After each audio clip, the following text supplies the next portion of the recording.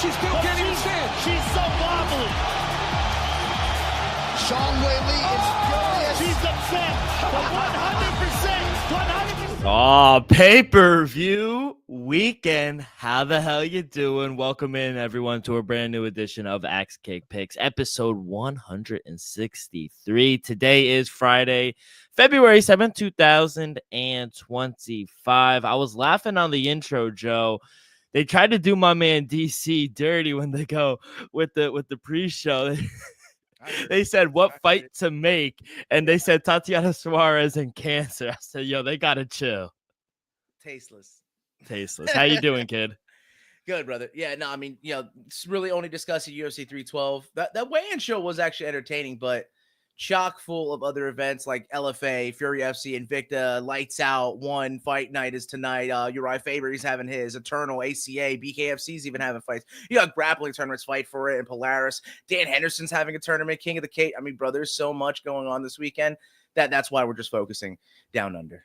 The land down under. It's beautiful. We got UFC 312. Yeah, the pre-show is hilarious. It kind of reminds me of like NBA with Chuck and Kenny the Jet and Shaq and whatnot, but they got to get Laura Sanko back. I was just about to say, and they also have to get the All-American. Yeah, it didn't feel complete without Laura Sanko. The lists were rather lackluster. We're talking about awkward fighters, and Tony Ferguson wasn't on the list. I would got to say, in the history of awkward fighters, he's got to be there somewhere. Has to be. Hey, maybe we'll see another fight from him against Dylan Dennis in GFL. We will see. But yeah, we got UFC 312 preview and picks. All 24 fighters made weight. The first one, and I was very intrigued. The first fight was the only fight that was canceled prior to the official weigh-ins, and I was so happy because you were going to pronounce his name, future champ in the flyweight division. Can you say it for me, please? Nam Jargal, two men dem de Barrel. That's fucking great.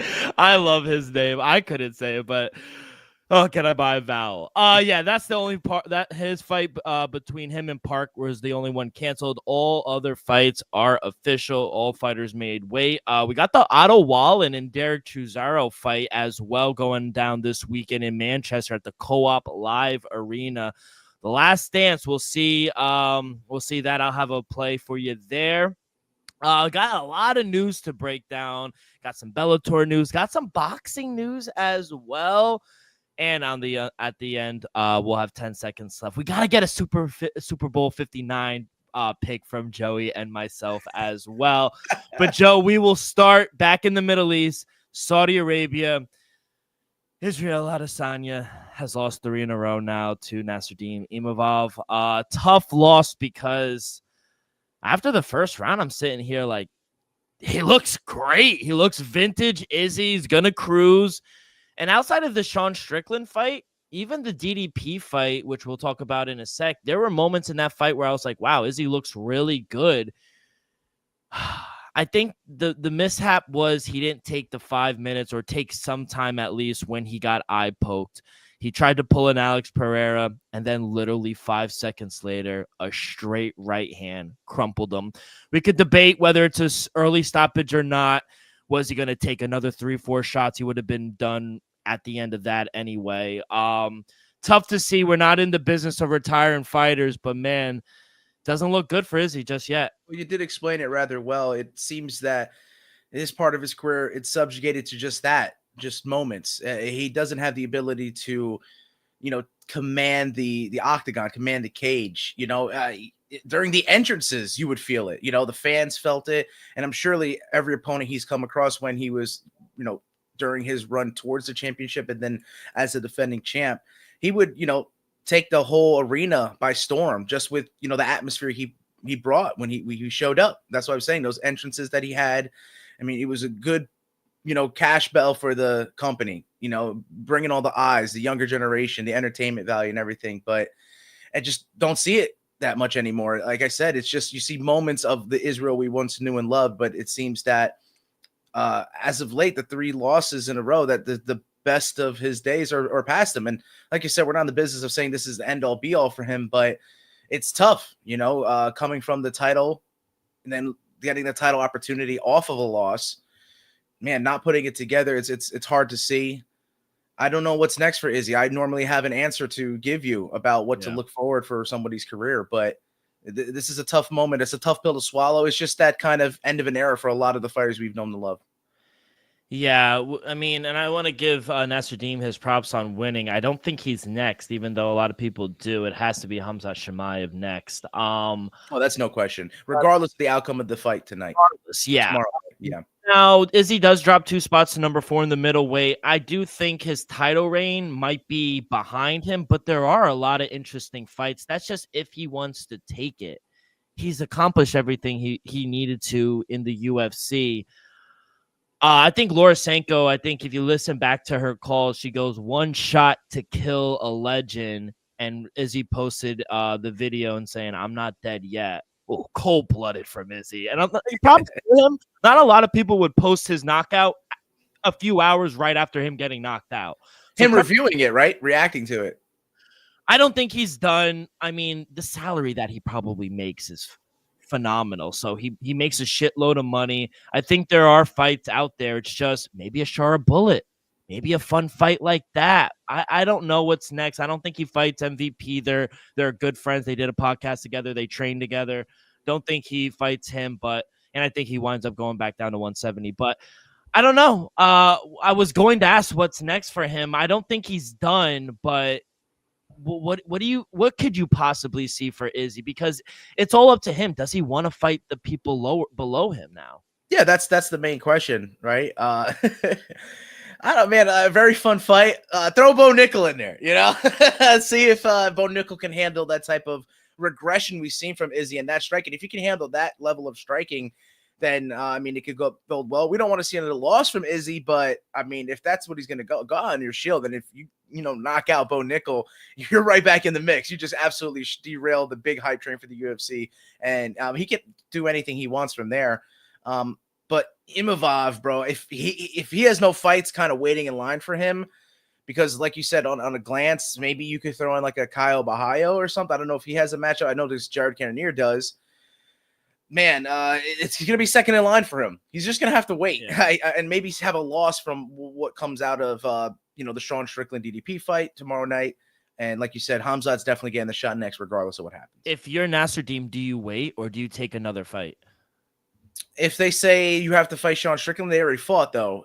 Yeah. So I don't know if they're going to make him do that. That's what I mean. It might be him just waiting second in line. It might be just if DDP defends it again, you're going to have to. Now, what if Sean Strickland wins? Do they run a trilogy?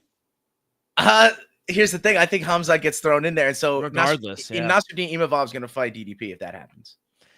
Bigger fight, Khamzat Sean or Khamzat DDP? Khamzat DDP. Yeah, I agree.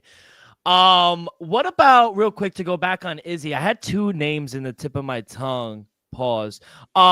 It maybe a guy like Brandon Allen, wrestler, and maybe not as good as Bo Nickel, but a higher ranking. Or would you like to see a Paulo Costa rematch? That's a fun fight. Yeah, I think when they first fought, they were both in their heyday, right? Yeah. So you saw the best of them, and the outcome of that. I think a watered down version of both the fighters may result in the same, but it may be lackluster nonetheless. So I don't like that either. I think you don't like Brandon Allen either. You let some of the fights that have been scheduled for 2025 break out, and let some of the losers and winners decide their fate from there, and then we can make these matchups, I think, a little bit better. I think the waters are a little muddy at the moment. Start to this year. Yeah, but credit Nasruddin Imavov, huge win in Saudi Arabia, but just a stunner again from the last style bender. Co-main event. Michael Venom Page, we cashed as an underdog plus 164. I mean, he's not getting the finishes, but man, there's levels. Yeah, and to be honest, he took his O, and now look at me, I'm the captain now. Is there legitimate merit to the Shara Bullet retiring story? Oh, I don't know. I heard rumblings about that. I don't think there's any validity to that. And now he's saying he was hurt going into the fight. They were saying that there was nightmares. He has nightmares. It's because you're seeing ghosts out there like Sam Darnold. You're seeing Michael going in and out like a snake. You just don't know what's coming. Fact or fiction? If he would have won, does he say all these things? Probably not. That's my point. For any fighter, that it's not necessarily an excuse, but an explanation.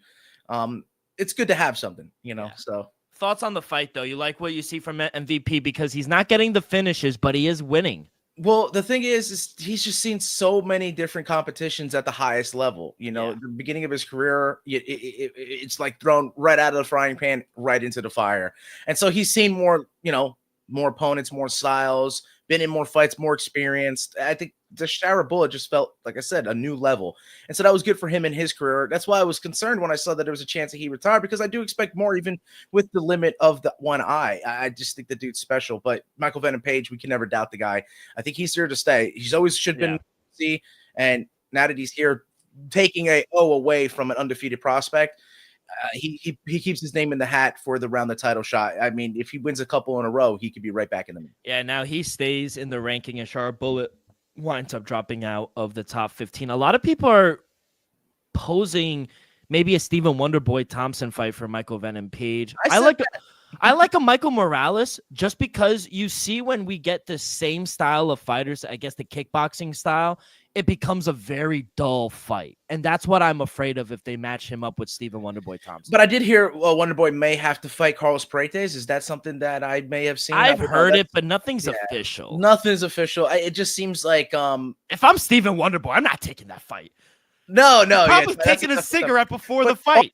You're saying MVP and Michael Morales? I mean, that's definitely a questionable for MVP. I think Michael Morales is an absolute dog. He's a dog, but that's a fun fight. Yeah, it definitely would. That's a fun fight. So yeah, shout out MVP. He gets the job done for me there. I mean, this was an awful fight. I mean, it was so bad, and it was so bad. The third fight between the heavyweight Sergey Pavlovich and Jairzinho Rozenstruik, that they winded up cutting Biggie Boy. Yeah. And it's fucked up. And I think the only reason they didn't cut Sergey Pavlovich is because he won. Yeah. But he was removed. It was a controversial. No, not a controversial. It was a dominant fight. No, yeah. It was so bad. He controlled them. It was just, when you get two heavyweights that aren't going with their strengths, they decide to wrestle instead of throw some leather, scared of each other's power, very attentive in there. I don't necessarily think Jairzinho should have been cut, but he was fighting, I think, on his last fight of the contract. So they just, like you said, based off the loss, goodbye. But he only has lost to the best in that heavyweight division. But then again, we look at the level of heavyweight and we question whether or not those losses are even considered anything. So yeah, it's just so long for Jairzinho for now. If I'm gonna jump the question, you're gonna ask me, what do I see Jairzinho doing next, man? I mean, there's a lot of promotions out that seem to be doing well. And if he wants to stick to not getting taken down, there are some options for you. Yes.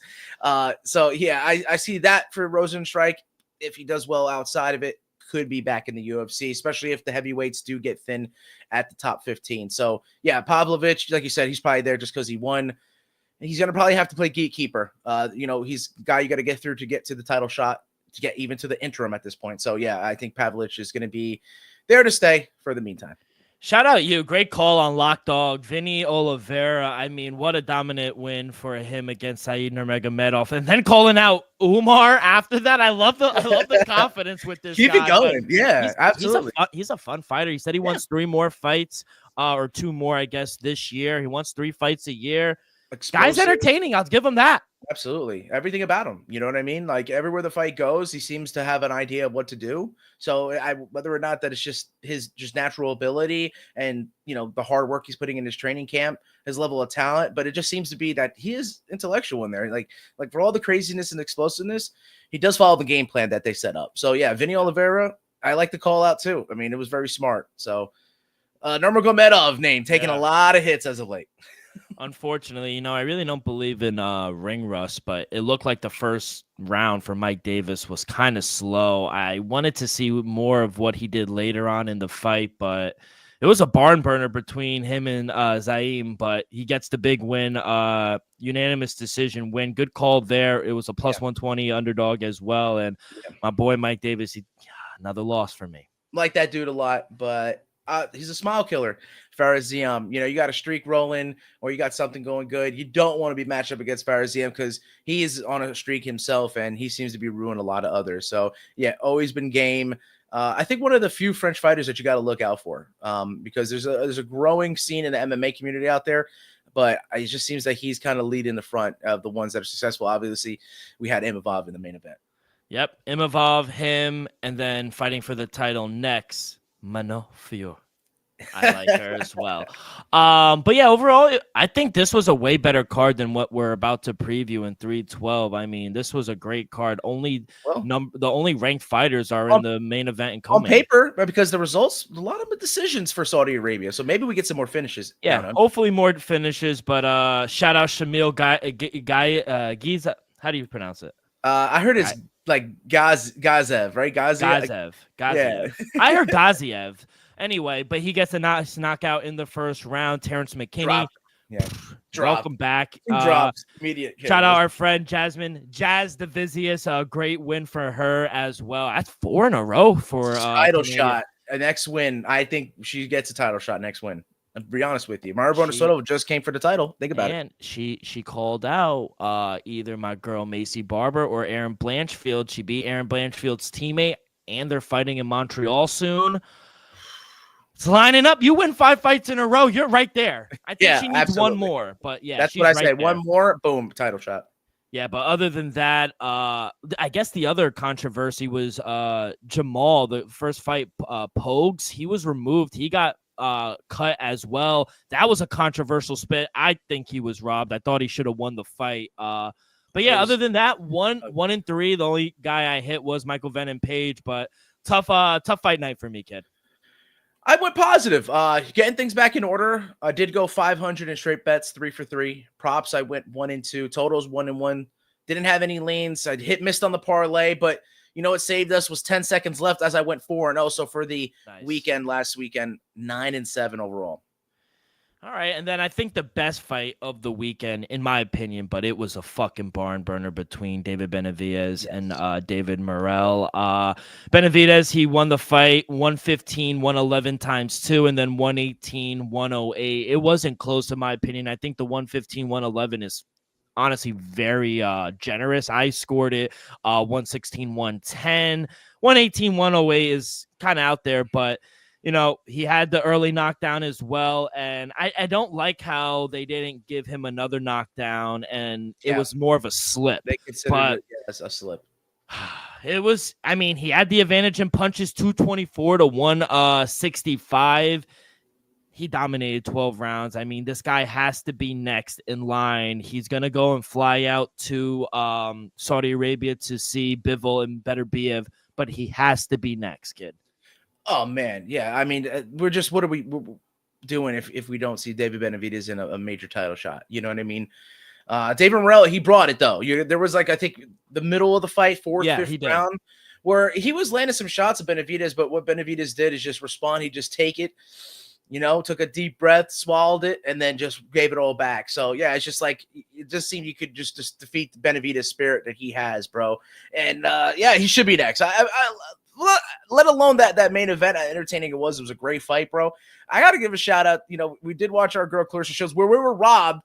That ref should have let that be a knockout. We both had the knockout prop. That should have hit. But shout out to Stephen Fulton for winning the titles with a Tim's and Jean Short combo. I was just going to ask you, were those real Tim's? Yeah. I know he had to have modified it some way. Like it had to be some like boxing shoes that made it look like, you know, and then the boxing shorts that made it look like he wasn't out there with real Tim's on. Imagine he was out there in Tim's. I don't doubt he could have done it though, but at that high level, you don't want to take any chances. Oh my God. I was watching it like, no way. I was with my girlfriend. I was like, yo, this guy's in Tim's. She goes, no, they allowed that. I said, I guess so.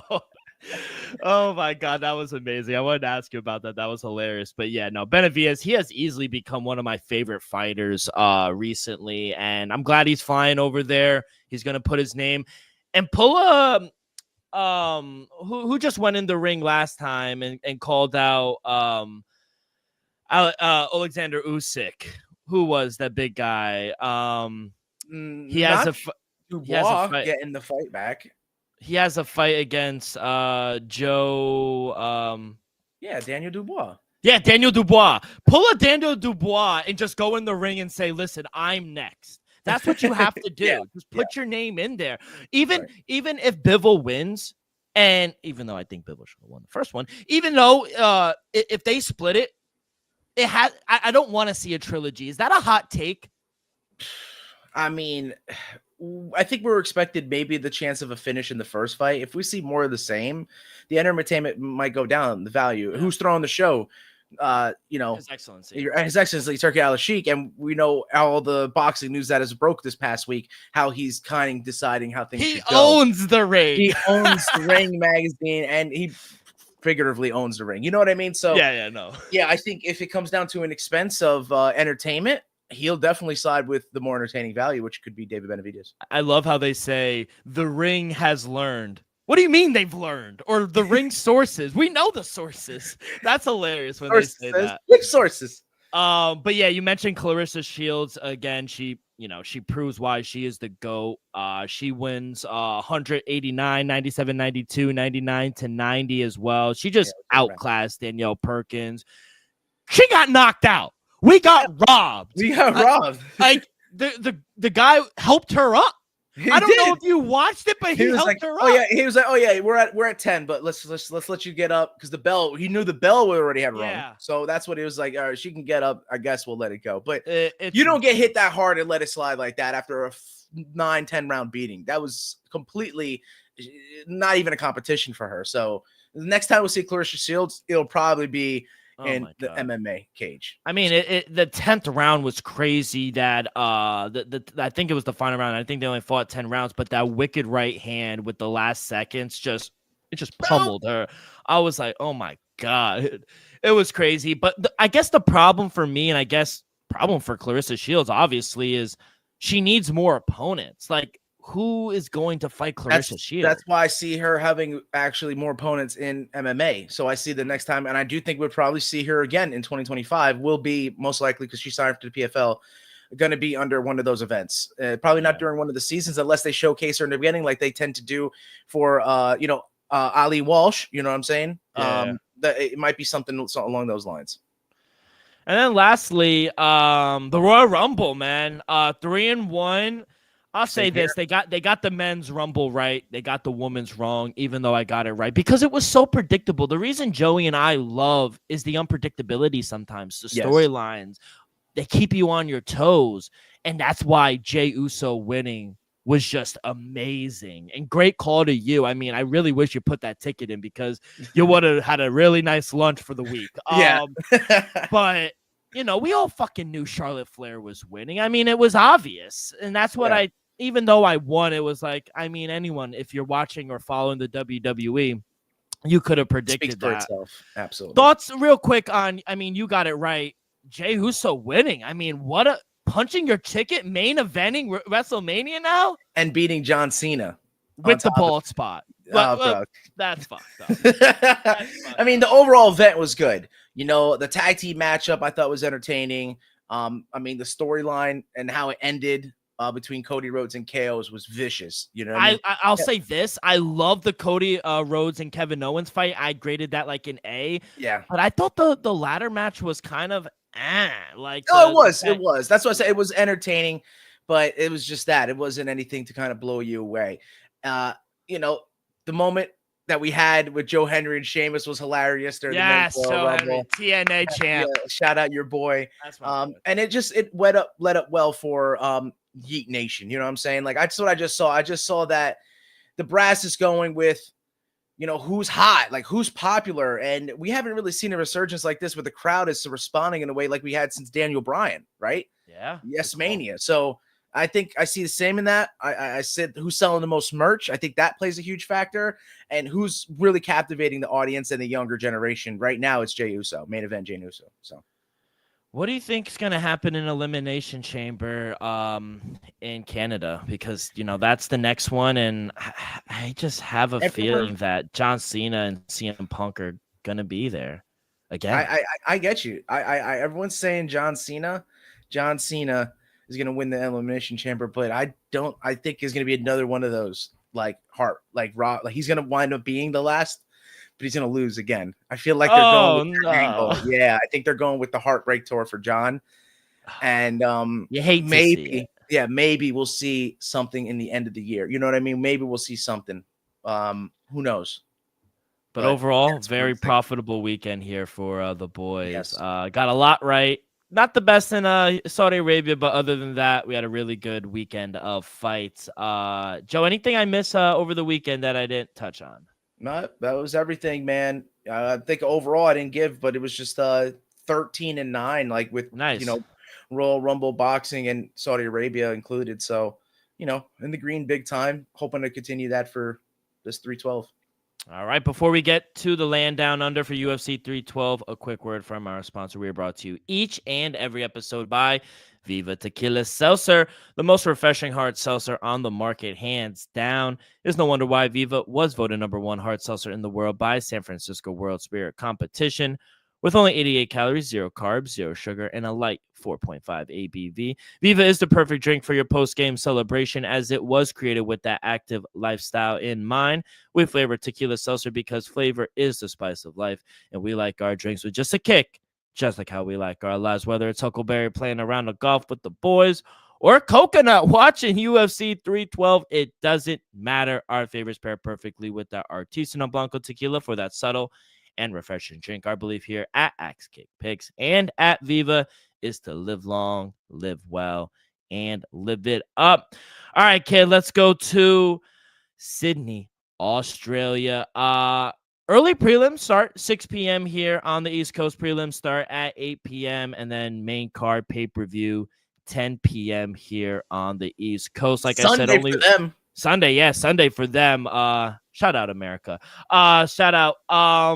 But yeah, only one fight canceled. All 24 fighters made weight, like I said earlier on this show. But Joe, what do you got? Yeah, that one fight that was canceled was the first fight. It was supposed to be in the flyweight division between Hung Sung Park and Namjargal Tumendemberel. All right, so I had to get the presentation out there. We hit it, and that fight is off. So let's go to the actual first fight of the evening, which will take place in the lightweight division. It's Killian Salkild minus 535. They see a lot in the hometown kid because they saw some quit and the Indian superstar Ansil Jubilee at plus 4-3. I do not want to touch this fight. You could take some merit in the big dog and say he still has a lot in him, as he's actually a little bit older and more experienced in a sense, but the level of competition he's fought may not even be up to par to the level of competition that's over there in Australia. So Salkild could be a heavy favorite. A lot of props are chalky. Don't have an official play in this one, but I would probably lean. It's no official lean. I'd probably lean Salkild, the hometown kid. So just staying away from that fight. And now in the welterweight division, we have France's own Kevin Jousset. He is minus 225 as he's taking on Jonathan Mikhailov at plus 215. And Mikhailov is also a hometown guy, but he is a last-minute replacement for this. Look back at a couple of his fights, and he is a little bit chaotic in there, and I don't think that's going to bode well for him. For a more measured Kevin Jousset, you fought, our guy, we saw, Brian Battle, and you're just fighting a more calculated guy as well. But when you're fighting a guy who's just going to go and, throw the game plan out the window and be reckless, I think Jousset is going to have more ways to win. So I'm going to, I hate doing it early, but I will because I'm a little confident in it. I'm just going to play him straight up at the money line with any way to win. I'm going to incorporate him as the first leg of a parlay. So, yeah, Kevin Jousset is that first leg. And now in the lightweight division, again, Cody Steele. A lot of people are hype about this guy. Not a good year to be an undefeated fighter, though, in 2025, but he is a favorite at minus 200 taking on Rong Zhu at plus 195. Man, does he have it in him, Rong Zhu? I mean, we've seen it in the road to UFC. He is an absolute warrior in there.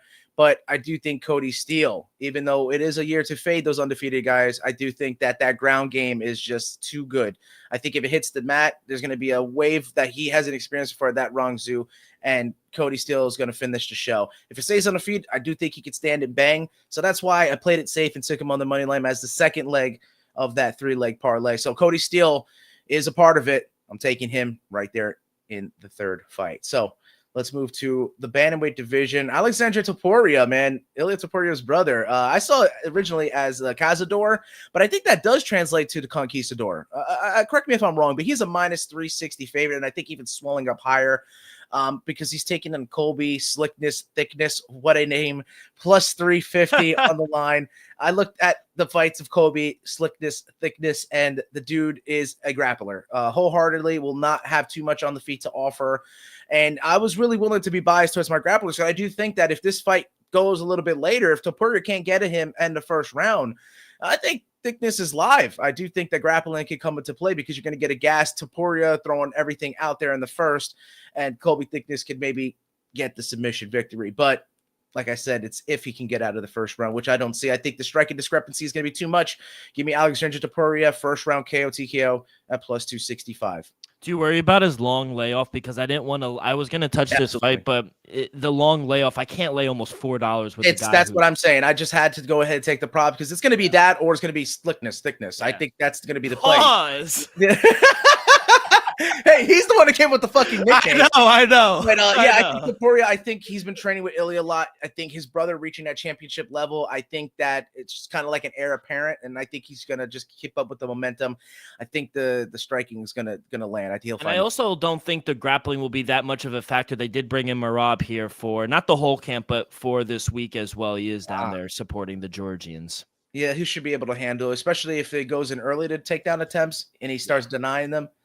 I think it's going to be bad for the thickness. All right, let's go to the flyweight division. Wang Tong is minus 425. She's taking on Bruna Brazil at plus 375. What a gamer the fighting nerds are for her wearing the glasses on top of the Batman mask. Perfect, response to the Joker face paint that Wang Tong throws out there. But I think the aura has kind of left her. To be honest, I think people are maybe expecting a finish from her, but Bruna Brazil is an absolute gamer. And I think that if she, herself may find a victory, but it would have to be on the mat. I think not a lot of people are seeing that this fight's going to go to distance. Most women's fights do. So I'm going to take the over. It's only minus 150 over 2.5 rounds. Could be a late finish, but I'm looking for this possibly going to the judges. So Joe, I got to pick D-Rock. Yes, sir. I got to pick. To be honest, look, just because I before every fight, I look at the lines. Like even the Topuria, I was like, listen, like that's mispriced. I'm no bookmaker, but I've been looking at lines for over 6-7 years now. I was confused by this line here. Bruna Brazil, I think she has the tools to beat Wang here. Wang coming off a submission loss in her last fight, and now fighting a grappler who is capable of taking her down and keeping the fight on the ground. Yes. She's also a submission threat at great odds, plus 345. I'm going to take a flyer on Bruna Brazil here since she's the more experienced fighter. She has good striking, and she has the better ground game. On top of that, Bruna Brazil has a great team behind her with the fighting nerds. So give me plus 345. Love the play. And we know as it is, it's a coin flip in most women's mixed martial arts matches, especially if it reaches the judges. So may both of us become victorious in that one. Let's go to the lightweight division again. 3 fights so far in the lightweight class, 155, man. I'm seeing here Tom Nolan, the big train at plus 120, a dog in his own backyard taking on Slava Claus at minus 130, man. I was kind of surprised at this line. Slava Claus loves the box. He does show a lot of durability, though. I think that Tom Nolan's going to be hunting for the KO to get him out of there. I just think that Slava Claus is going to have that toughness to get out the first round, and all he has to do is get out of the halfway mark in the second round. So I took the over 1.5 rounds at even money in this fight. I do see there's a chance of Tom Nolan catching Slava Claus, but I just hope that his toughness reigns her out and we get a little late finish. Or judges. That's fine by me. So. And now in this next fight, man, talking about seeing the lines. Is Jack Jenkins like sick or something? Like what was going on here? I mean, I like Jack Jenkins a lot, and he's a plus 200 here in this spot. I get Machaquinho. Gabriel Santos, explosive Brazilian dude, can, like I said, take the fight anywhere. And maybe that's why the talent of this guy, but. Man, he did not back down. Jack Jenkins in that way, and Gabriel Santos is a little bit bigger, but he came right up in there in his grill, and he's ready to fight. He's ready to put on shows for his fans. You got to think of the technical capability of Jack Jenkins on his feet. I think he's going to have the advantage of the striking.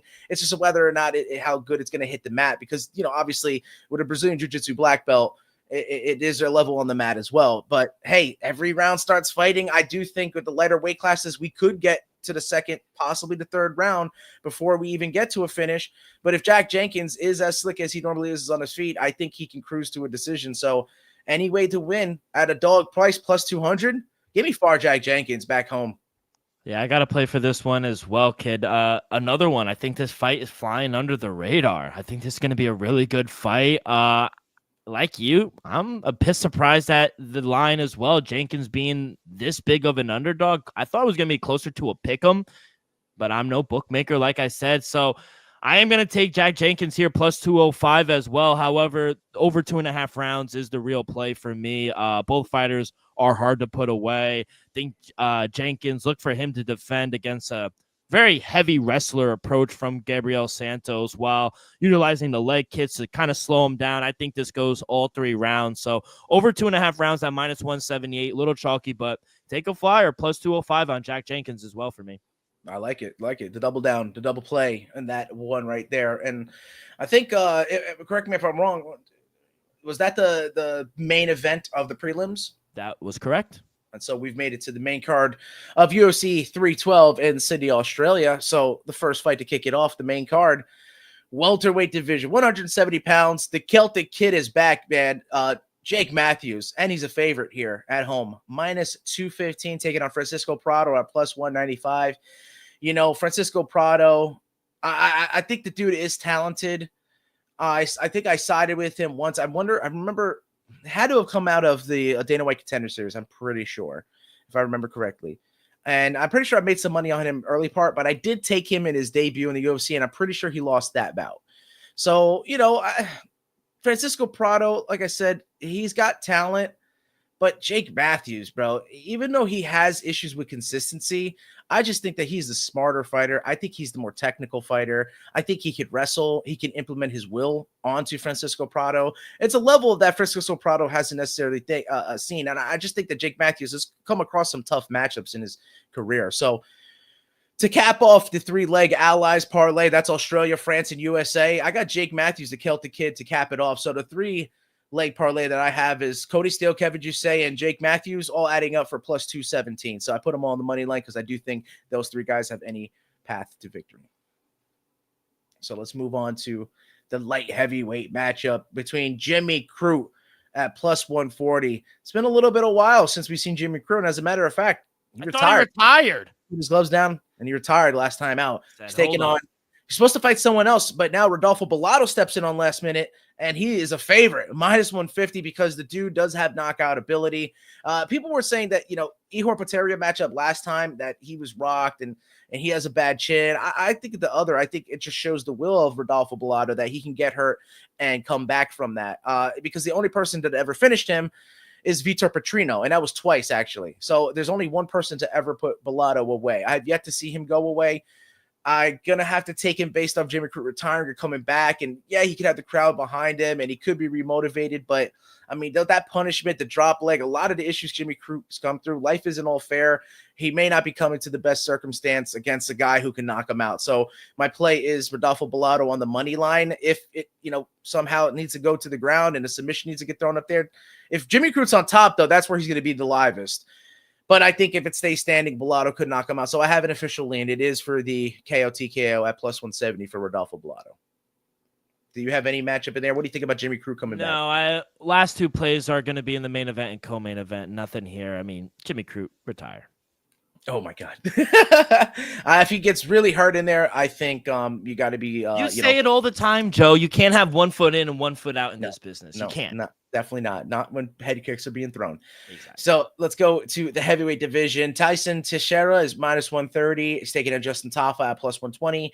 People are expecting someone to be going to sleep here. If Teixeira just throws the game plan out the window, because I think he's going to want to try to hunt for a submission, I think that's the case. I think someone will be going to sleep. So I don't have an official play, but I will be leaning with Teixeira on the basis of the submission factor.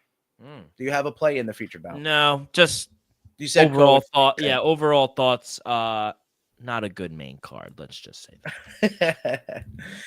And now we're here for the co-main event of the evening for the UFC Women's Strawweight Championship of the World. We have Weili Zhang taking on Tatiana Suarez, and if you didn't know, it was a pick and when I saw him. But now Tatiana Suarez is the betting favorite. Man, I'm very surprised by that. I did not expect that. Is it disrespect for Weili Zhang? D-Rock. I want to hear your take. It's a little disrespectful. I mean, it opened up. She was a bigger favorite. Minus 140. You were able to get plus 120, plus 125 on Tatiana. Line has flipped. She is like a minus 126. So we definitely got the worst number here. I got minus 114, and that's who I'm going with. Tatiana Suarez in this fight. She's getting her first shot at gold. Think Weili Zhang, she is getting a little disrespected, as champ, has power. She's strong. She's proven that she can make her opponent be a nightmare and be miserable in the cage for 25 minutes. However, I do think Zhang Weili's weakness is her takedown defense, and arguably, the strongest wrestler in the women's MMA, Tatiana Suarez. This is a problem. We saw her get taken down by Yan Xiaonan in her last fight, and if Yan, who is, predominantly not a wrestler, can get Zhang on the mat, what do you think Tatiana Suarez is going to do? She's going to do that with no issue. So I do believe Tatiana Suarez is one of the few fighters that stylistically matches up really well with Zhang Weili. I think she's big for the weight class too. Exactly. So unless Zhang Weili can keep this fight standing and knock her out, expect a new champion and new minus 114. Give me Tatiana Suarez. And just because of her inactivity, we will win our future. Yeah. Yeah, that's exactly right. We have a future based out of that. And I didn't want to fade myself at all. So yeah, my pick is Tatiana Suarez, heavy wrestling centered. She's going to have to avoid the knee. Weili Zhang is a fan favorite. I mean, she can speak English now, and she was catering to the crowd. Aussie, Aussie, Aussie, oi, oi, oi. Just everything about Weili Zhang you love, and I wanted to take her too, but I do have that future out for Tatiana Suarez. It's just exactly that. You laid it out. Weili Zhang's going to have to keep this fight standing. She's going to have to hurt her on the feet and possibly try to knock her out. I mean, I would be surprised, and I think a lot of us would, if we see Weili Zhang in a crucifix position on top of Tatiana Suarez. Good night. I think that'd be a crazy absolute position that nobody saw coming. But if it's the other way, as you said, good night, Tatiana Suarez won't let up that position. I think the doctor or the ref will stop it. Something will happen if that gets to that, because that's how dominant the wrestling is. I think all the experts are seeing Tatiana Suarez. That's all I've seen is picks from everyone that, like you said, without the inactivity, I think the fans would also see it that way. So maybe that's why the betting odds are the way they are. But man, we're going to see a new level of wrestling in the women's division tomorrow night. That's going to be from Tatiana Suarez. I think it's crazy that you don't see the champ as a favorite in the spot and everything that she's done. It's going to be if Weili Zhang can adjust to that. So it's really on Weili Zhang in this. It's all the pressure on her. Yeah. It's kind of like a little preview into maybe you said the Super Bowl pick for the Chiefs, because everybody is picking the Eagles. Yep. We'll see. So that's the co-main event. And now we made it to the finale of UFC 312. It's for the middleweight championship, everybody. DDP, Dricus du Plessis is minus 180. He's taking on Sean Strickland at plus 175. Am I wrong about these odds? I bet they swung a little bit off a little bit. I see minus 225 to 215 for Dricus, plus 180 to plus 175 for Sean. Yeah, man. It's about the hunger of both these men. I really feel like they're so evenly matched. At this level, the minus the smallest mistake is what's going to decide the difference in this fight. And, leading up to today, I was taking Sean Strickland.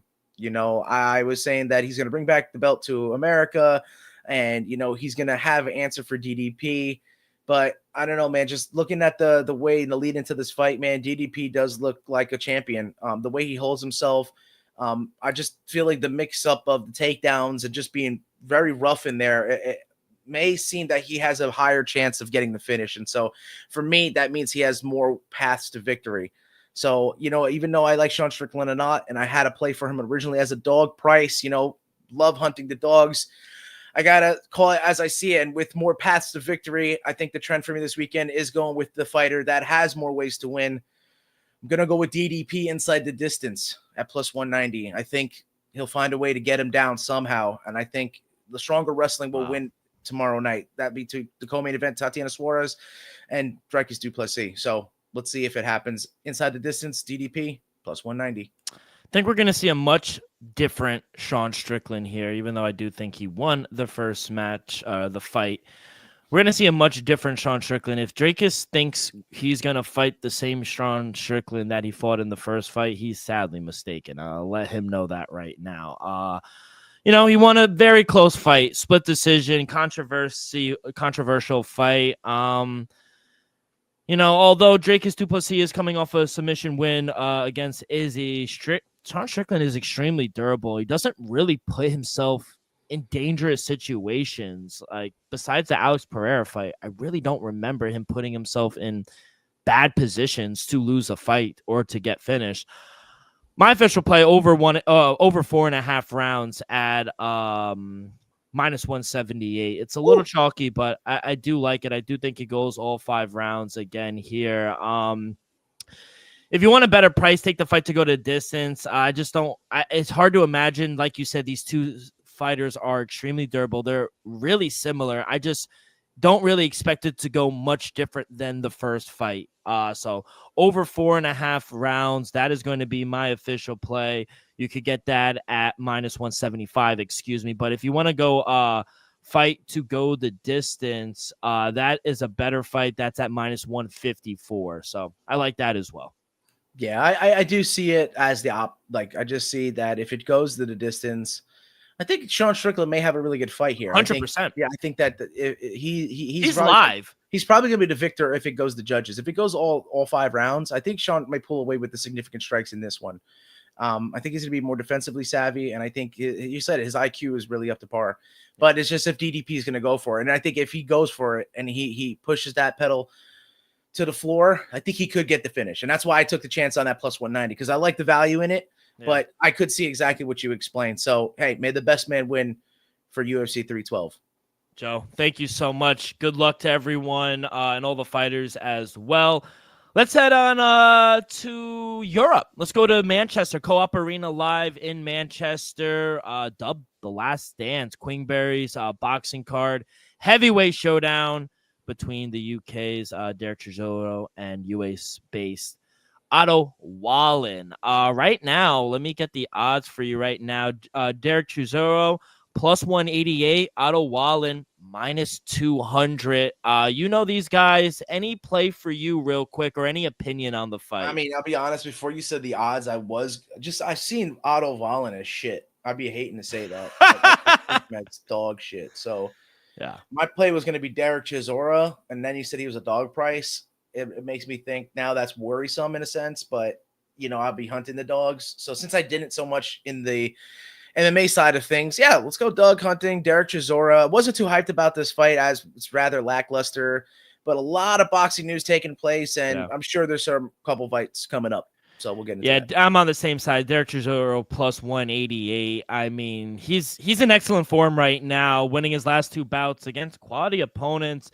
He's also enjoyed a break as well, so he's fresh as well.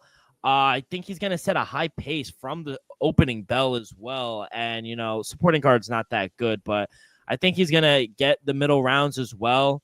And give me Derek Chisora via KO TKO at plus 550. I love this fight. I think in rounds 8 to 10, I think he's going to get him out in the middle rounds. Otto Wallin does not deserve to be the favorite. I don't think he's that good of a fighter as well.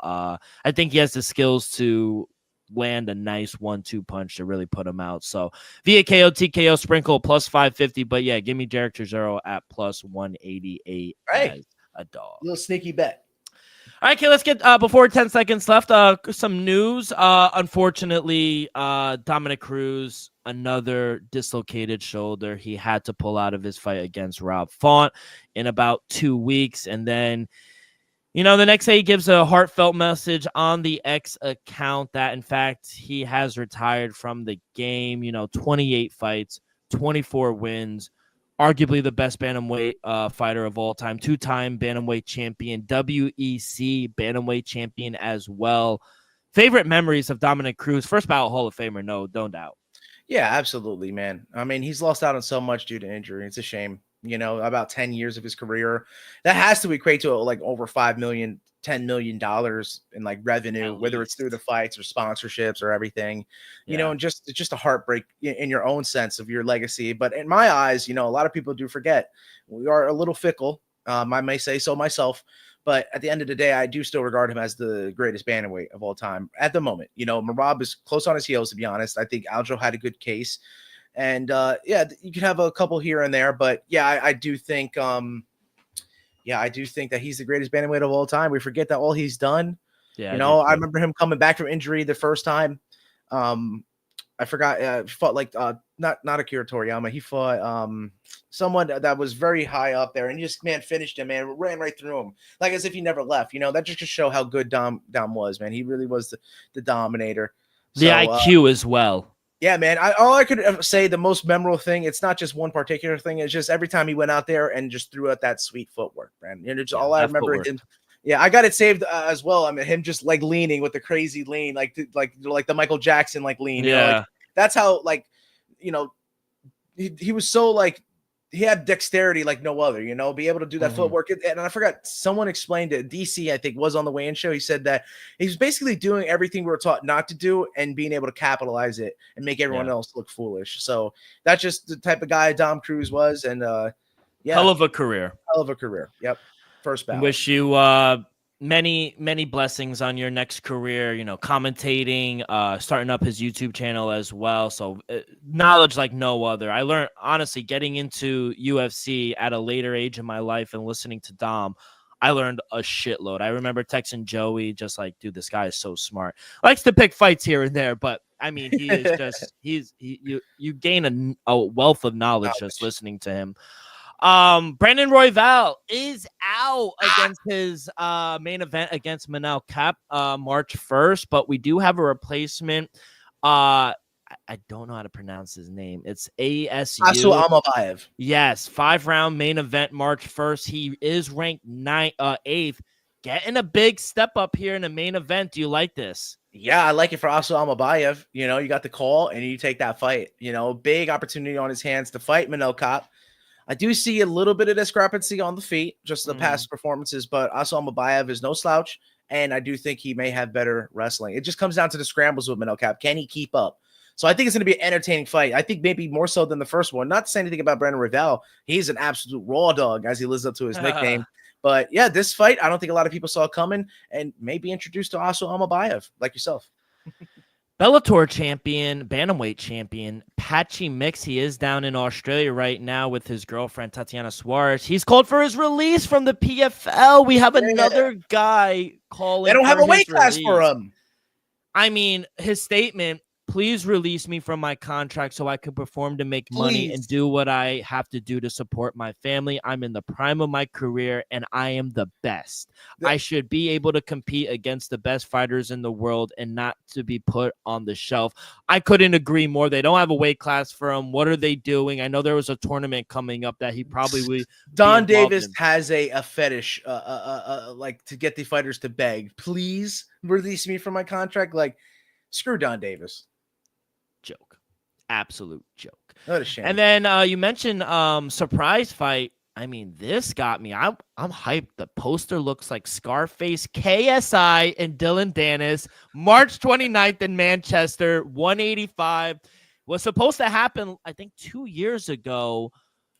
1 to 10, your confidence level this fight actually happens. I thought you said Dylan Dennis was fighting Tony Ferguson, GFL. No, the good thing about the GFL is you could go out there and get other fights. Yeah. Bro, -2. I don't know. This shit I think it happens. He needs this fight, Dylan Dennis. But I don't know, man. He's just a wild one, you know. And he's still facing that lawsuit. KSI might hit him with some contractual obligations that if he doesn't, you know, follow along, he might not be able to get the fight. So let's see if he gets there. I'm negative.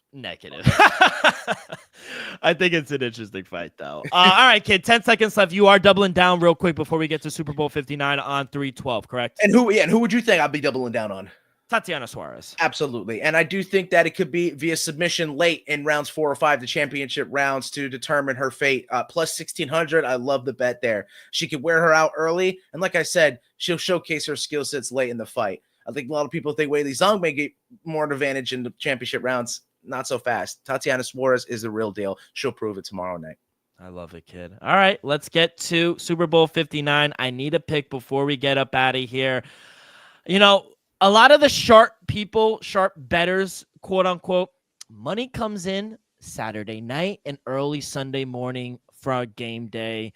I could see the Eagles becoming the favorite real quick for a hot cup of coffee. Right now, Chiefs are short favorite, minus 117 on the money line, minus 103 for the Eagles. But as soon as the Chiefs become an underdog, the sharp people will bet Patrick Mahomes as an underdog. I have the Chiefs. I think they're going to win 3-peat. Kid, I need a prediction. Yeah, I've been saying it time and time again. I think I would like to consider the fact that this is a sport. We played the sport. I think people dedicating their lives to these sports, a lot of these people that don't know what it takes are going to say that it's rigged, you know. I think there may be a kind of a case for the conspiracies if the Chiefs do get away with another type of ref interference, you know, refs, you know, stating their case inside the game and giving them an unfair advantage, as we see so statistically. So I think in that essence, that's why people are going on the rig route. And the fact that the Chiefs players are now addressing it with the media, it's a guilty conscience as I've ever seen one. But on paper, if you look at, granted, you know, the money being put out on the team, but the talent level that's on paper, the ability on the line, I look at it and I say that there's no way that the Eagles lose this game. That's what my thing is. I think that the overall team is just better. But you got Andy Reid, you got Patrick Mahomes. You know, if they win, it's just going to cause more drama. So I'm going to go in, just like I said, to save face for the football as a sport and maybe society before it falls apart, that the Eagles will win the Super Bowl. I'm going with what everyone else is, but I hate that. But I think we're all like hoping that the world doesn't end, because if the Chiefs win, I think the rapture will happen and Taylor Swift will be on the top telling us all what to do. So. Yeah, very public play from you, Joe, that a guy that likes to fade the public, you're siding with the public. I hope you're all wrong. Let's go Chiefs. Good luck this weekend. God bless. We'll see.